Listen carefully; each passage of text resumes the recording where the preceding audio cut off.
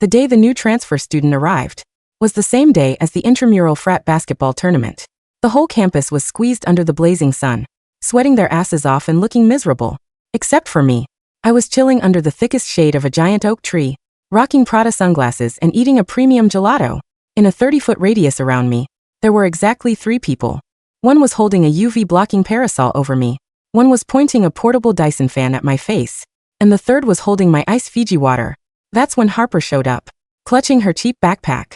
She marched through the sweaty crowd in a pristine white sundress, looking like some self-righteous virgin martyr, and snapped, "Excuse me, did you rent out this entire tree or something?"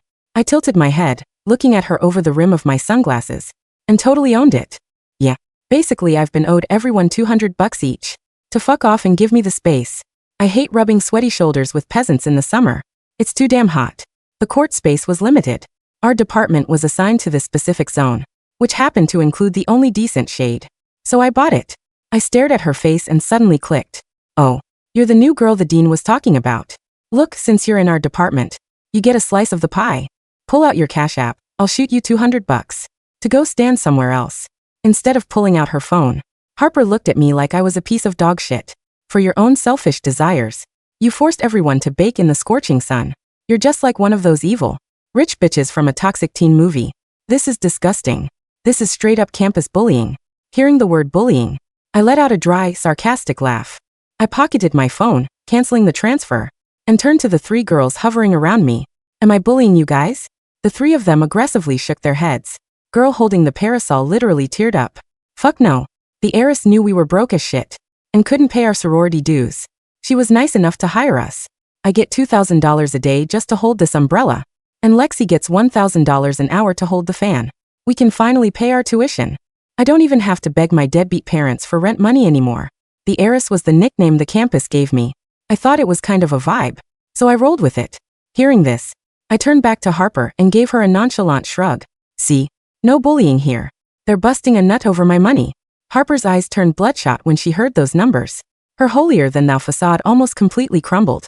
My monthly allowance is barely $1,000, and you just tossed that out for an hour of fan service? You.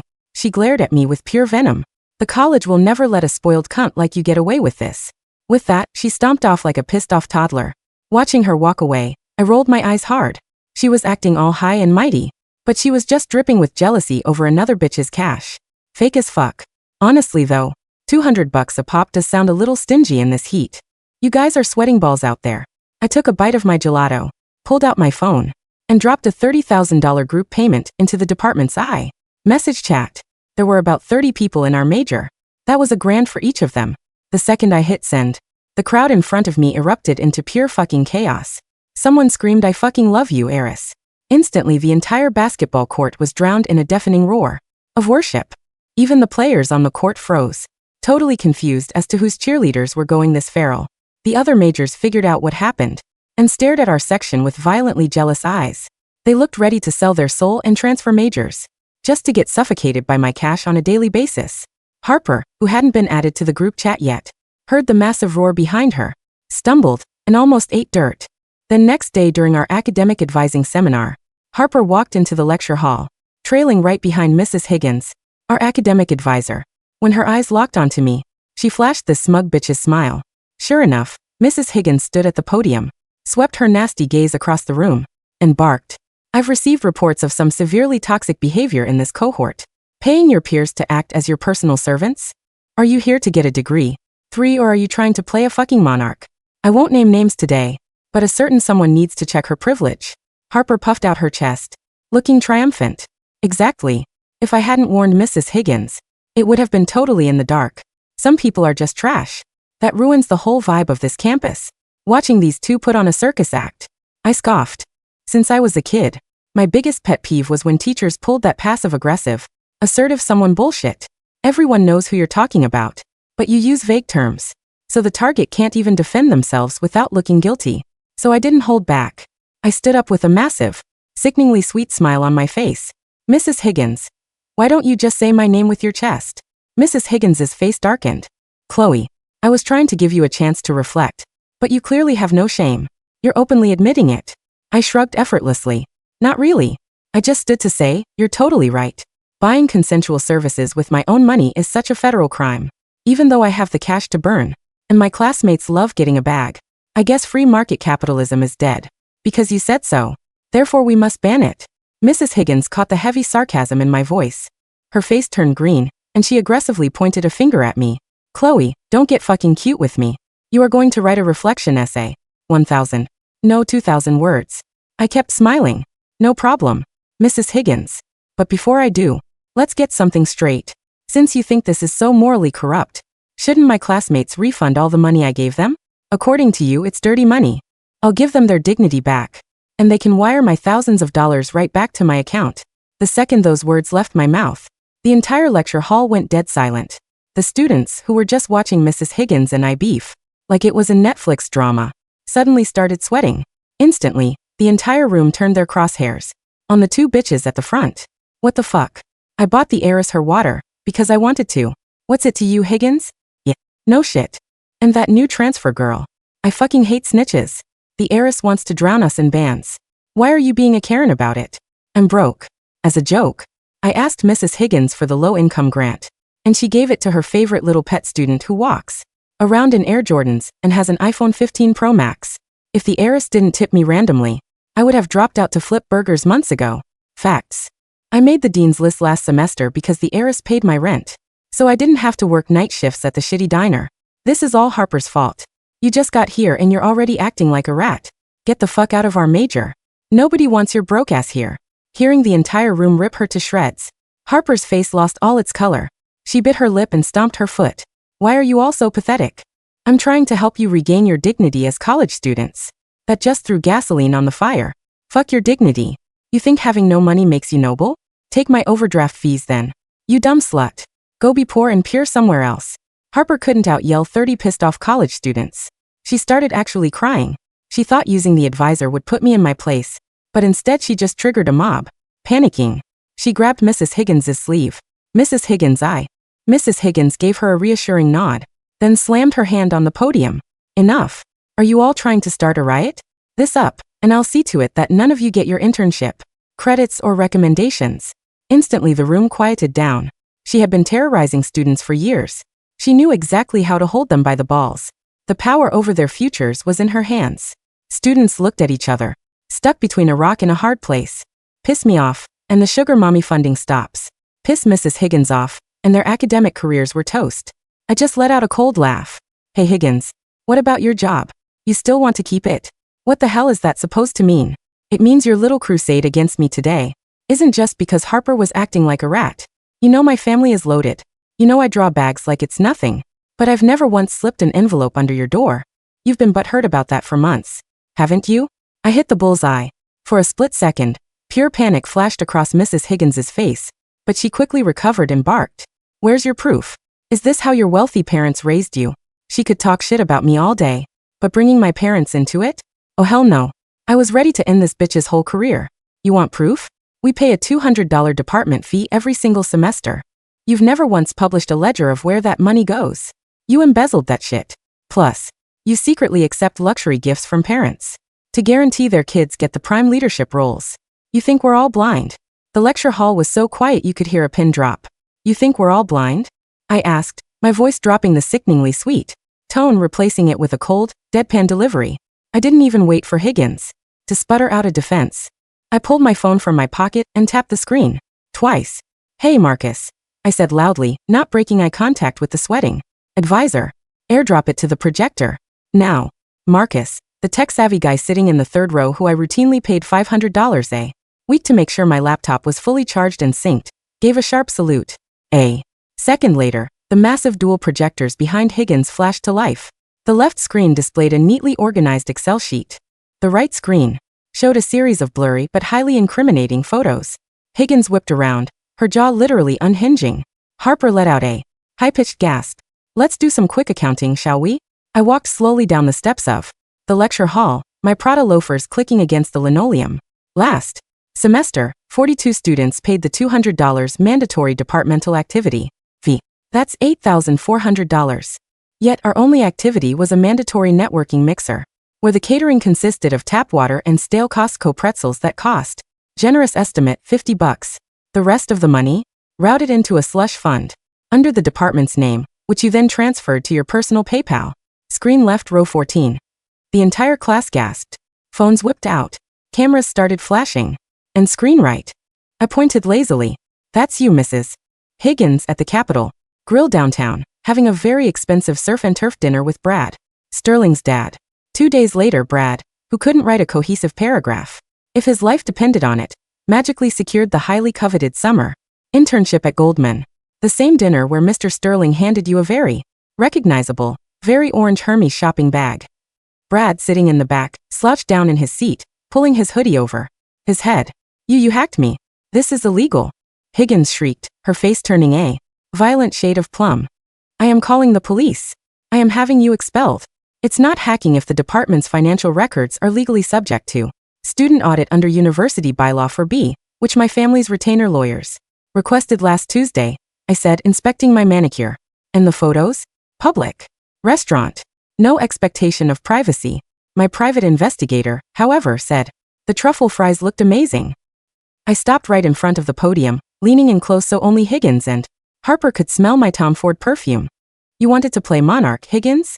The thing about monarchs is, they usually end up getting their heads chopped off. I turned back to the class. Anyone who wants their $200 back plus interest, I suggest you forward these screenshots to the Dean of Ethics. I CC'd him on an email 5 minutes ago anyway. He should be outside in about 3, 2, 1. Right on cue, the heavy oak doors at the back of the hall swung open. Dean Alastair, looking furiously stressed, marched in flanked by campus security. Mrs. Higgins, Dean Alastair barked, his voice echoing in the dead silent room. My office. Immediately. Higgins looked like she was going to pass out. She grabbed her tote bag with trembling hands, her eyes darting around the room, finding zero sympathy. As she was escorted out by security, a collective, breathy laugh rippled through the room. Then all eyes fell on Harper. She was standing next to the now empty podium, looking like a deer caught in the headlights of a very expensive sports car. Her pristine white sundress suddenly looked cheap, her holier-than-thou posture completely deflated. Well, Harper, I smirked, crossing my arms. Looks like your champion just got escorted out for stealing from the very poor students you claim to protect. How's that for a vibe check? You, Harper stammered, tears pooling in her eyes again. You're a monster. You just ruined a woman's life because she tried to discipline you. I ruined her life because she's a thief who preys on broke college kids. I corrected her, my tone turning icy. I just sped up the process because she pissed me off. There's a difference. I turned to the class. Lunch is on me today, guys. Nobu Catering is setting up. Out by the quad. Let's get out of this toxic room.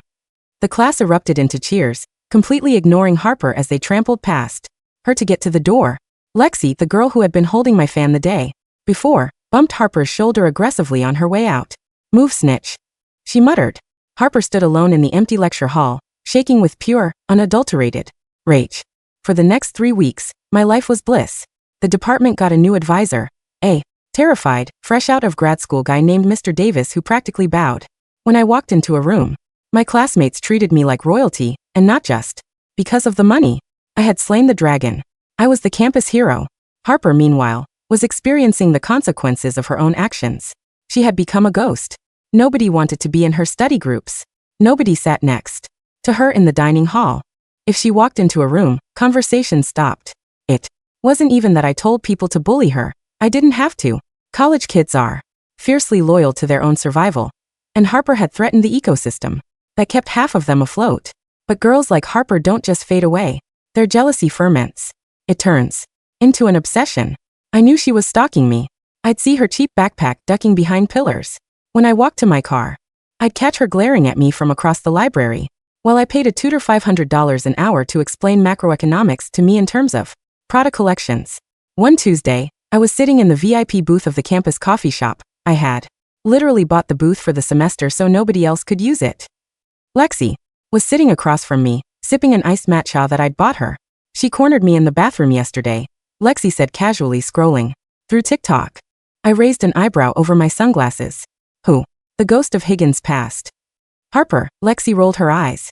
She gave me this whole speech about how I'm losing my soul by being your lapdog. She asked me if I really thought you cared about me, or if I was just a toy. I took a slow sip of my sparkling water. And what did you say?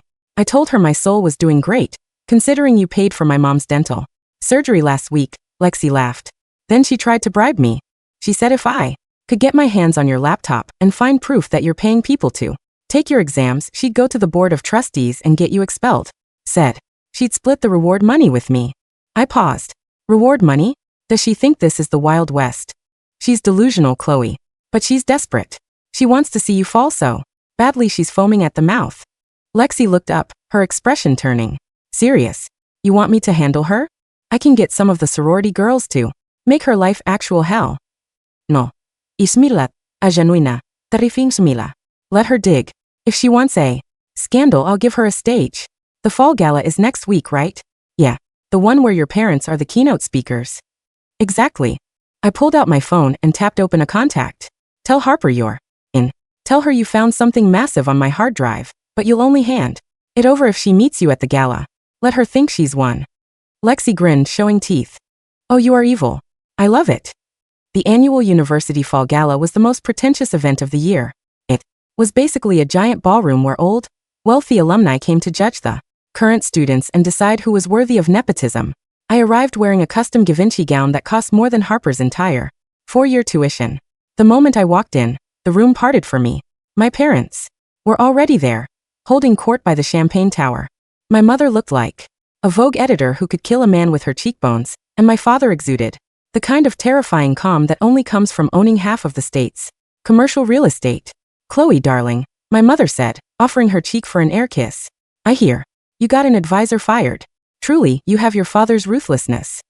It was a public service, Mom, I said, taking a crystal flute of champagne from a passing waiter. Just make sure your grades remain impeccable, my father murmured, not looking away from the dean, who was sweating nervously next to him. We don't tolerate academic laziness. You know this. I have a 3.9, Dad, and I didn't even have to bribe anyone for it, I said, pointedly. Across the room, the double doors creaked open. There she was. Harper. She was wearing a violently red, tragically off-the-rack dress that screamed, Prom 2015. She stuck out like a sore thumb among the sea of tailored tuxedos and haute couture. She was clutching a manila folder to her chest like a shield, her eyes darting around until they locked onto me. She looked absolutely unhinged, triumphant but feral. Lexi was standing by the dessert table. I caught her eye and gave a nearly imperceptible nod. Lexi nodded back, slipping a small thumb drive into Harper's. And as Harper passed by, Harper marched straight toward the center of the room, right toward the microphone set up for the keynote speeches. Excuse me. Harper's voice shrilled over the elegant string quartet playing in the corner. Excuse me, everyone. Turn off the music. People stopped mid-sip. Billionaires, CEOs, and the university elite turned to stare at the girl in the cheap red dress. The quartet slowly ground to a halt. Security, Dean Alastair hissed, stepping forward, but my father held up a hand, stopping him. My father loved a spectacle. Let her speak, my dad said, his voice quiet but carrying incredible authority. Harper marched up the steps to the stage, grabbing the microphone. Her hand was shaking, but her face was flushed with the intoxicating thrill of perceived victory. You all think Chloe Sterling is some kind of campus saint. Harper yelled into the mic, pointing directly at me. You worship her because she throws her dirty money around. But she's a fraud. She's been paying students to take her exams, write her papers, and hack into the grading system. A murmur ran through the crowd. My mother slowly lowered her champagne glass, her eyes narrowing into slits. I have the proof right here. Harper waved the thumb drive in the air. Her own best friend couldn't stand the guilt anymore and gave me the data. The downloaded IP logs, the bank transfers, everything. Chloe Sterling is a cheat, and she should be expelled tonight. Harper stood there, chest heaving, waiting for the applause, waiting for the gasps of horror, waiting for my empire to crumble. Instead, I started clapping. Slow, deliberate claps that echoed in the silent ballroom. I handed my drink to Lexi and walked toward the stage, my Givenchy gown trailing elegantly behind me. Harper, Harper, Harper, I sighed, stepping up to the microphone beside her. I didn't try to take it from her. I just leaned in. You really thought you did something here, didn't you? I have the proof, she spat, stepping back as if my proximity burned her. Do you? I asked lightly. I gestured to the AV tech at the back of the room. Why don't we plug that thumb drive in? The screens are ready. Let's show the whole room my academic crimes. Harper hesitated, suddenly unsure, but she had gone too far to back down. Practically threw the thumb drive at the tech guy who had hurried over. Put it up, she demanded. Show everyone. The massive screens behind us flickered. Harper turned around, a manic smile on her face, waiting to see my ruined academic records. Instead, an audio file began playing, accompanied by a scrolling transcript on the screen. Harper's voice. Lexi, you have to help me. I know you're just her lapdog. If you plant a keylogger on Chloe's laptop and fake some IP logs, we can frame her for cheating. Lexi's voice. Frame her? Harper, that's a felony.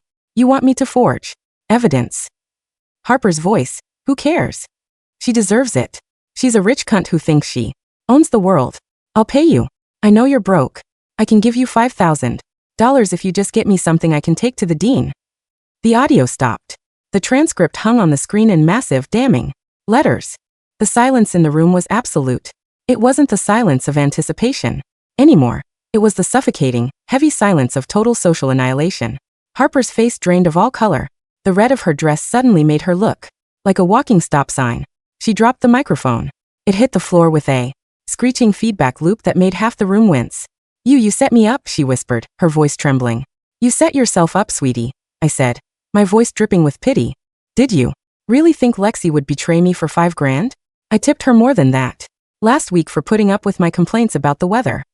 I stepped closer to her, lowering my voice so only the microphone caught the edge of it. But that's not even the best part, I said. I snapped my fingers. The screen changed. This time, it wasn't an audio file. It was a financial background check. You see, Harper, I addressed the crowd, who were watching like it was the Super Bowl. Harper has been parading around campus playing the victim. The noble, impoverished scholar bullied by the evil rich girl. She claimed she only had $1,000 a month to live on. I pointed at the screen. Meet Harper Montgomery, heiress to the Montgomery Real estate fortune in Connecticut. Trust fund valued at approximately $12 million. She attends this university on a full needs-based scholarship that she secured by legally emancipating herself from her parents on paper, while secretly still using a secondary offshore account they fund for her. The gasp that ripped through the room this time was real. The wealthy alumni were disgusted, not by wealth, but by a class traitor who cosplayed as poor to steal financial aid from kids who actually needed it. You stole a full-ride scholarship from someone who might actually be starving right now just so you could play the edgy, independent indie girl, I said, my voice finally losing its lazy sarcasm, replaced by pure, freezing disgust. You're not a martyr, Harper. You're a parasite. Stop. Harper screamed, covering her face with her hands. Stop it. Dean Alastair. My father's voice cut through the chaos. He hadn't moved from his spot by the champagne tower, but his voice commanded the room. I trust the university has a strict policy regarding financial aid fraud. The dean was sweating profusely, nodding so fast his glasses nearly flew off. Immediate expulsion, Mr. Sterling, and potential criminal charges for defrauding the endowment. Excellent. My father took a sip of his drink. Security. Escort Miss Montgomery off the premises. She's ruining the ambience. Two burly security guards approached the stage. Harper didn't fight them this time. She was completely broken. Her faux righteous facade was shattered into a million unrecoverable pieces. As they led her down the steps, she didn't even look at me. She just stared at the floor, crying mascara streaks down her face. The doors closed behind her with a heavy thud. I picked up the microphone from the floor, dusted it off, and smiled brightly at the crowd. Anyway, I said cheerfully, enjoy the caviar, everyone. And remember, free market capitalism is alive and well. The room erupted into laughter and applause. The string quartet immediately struck up a lively Mozart piece. Lexi ran up to the stage and handed me back my champagne. We clinked our glasses together. Cheers to the heiress, Lexi grinned. I took a sip, the bubbles burning pleasantly in my throat. I looked out over the ballroom, at the terrified dean, my approving parents, and the crowd of students who would literally go to war for me. Money couldn't buy happiness. Anyone who said that just didn't have enough of it. But it could definitely buy loyalty, shade under a tree, and the utter spectacular destruction of anyone dumb enough to cross me. I adjusted my Prada sunglasses, even though we were indoors, and walked off the stage. The throne was mine, and the campus was at peace once again.